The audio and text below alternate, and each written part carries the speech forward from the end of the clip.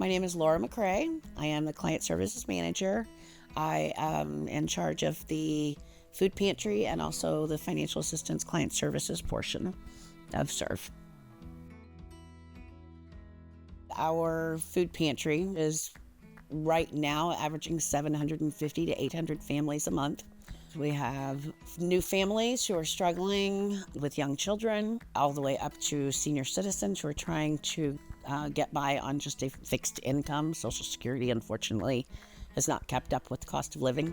So we help kind of subsidize what they're lacking in those areas. But yeah. We rely on volunteers. The volunteers have been, we could not function without them. They have, for each pantry, I need at least 5 volunteers in order to make it run. And that's asking a lot of our community. It really is, but they've done really well at stepping up. I have some core volunteers that have really helped out, but I'm always needing more. At SERVE, our goal is to meet you where you are. A lot of our population is older or not doing well financially, does not have transportation, or there may be other issues that they cannot actually make it to the pantry. So we do what I call a bus pantry, or we have folks that come, they can call ahead and arrange for me to set aside a pantry for them. And we do those mainly on Tuesdays and Thursdays, just because there's so much going on during pantry days to try to get those arranged. We have mobile pantries also in Holt Summit at Shiloh Methodist Church, Mocaine right now at the MVets building, and we have a pantry in Hatton at Pleasant Grove Church, as well as the Avaz New Testament Church. And we do those once a month, and those churches and those people are that's all volunteer driven. Everyone steps up. We gather the food, take it to them, they distribute it. But yeah, we try to accommodate the needs of we realize everyone has a different circumstance that they may need extra help, that, it's not just one size fits all.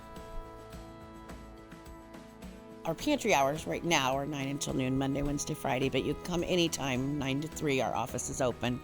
You just pull up to the window. We're a drive-through. It's very easy, very convenient. We have a little application that you have to fill out for the food bank, and all that requires is an ID and a piece of mail. But I will not turn you away if you cannot produce something, just because, sometimes people have been through a fire, they have lost everything. So you've just got to kind of judge the circumstance that people are in.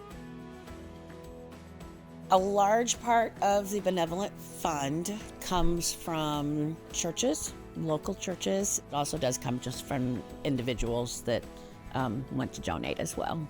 They have been contributing to that fund, and that's what we use in order to help people, especially with their utilities and prescriptions and other things that they are really struggling with financially.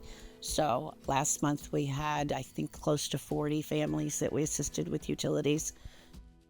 Community support is amazing. Anytime that we have reached out and said, oh my gosh, our pantry is running really low, please help, people just step up and show up with a car full of food, which is amazing.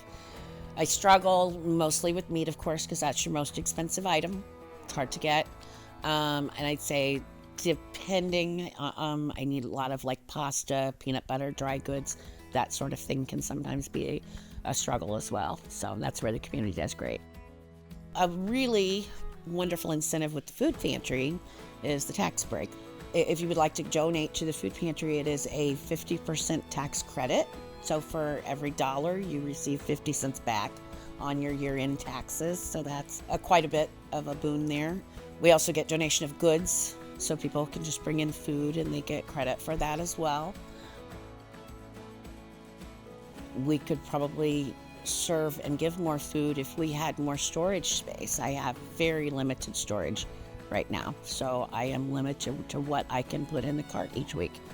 A larger freezer, larger cooler, those are things that would be so helpful, because I'm very limited on how much meat I can give out, because I do not have the room to store very much. In fact, I've had to actually last month or the month before with the food bank say, no, I can't take that. I wanted to give me meat and I did not have room for it. And that just killed me, because if I had had the room, then we'd be able to help more people.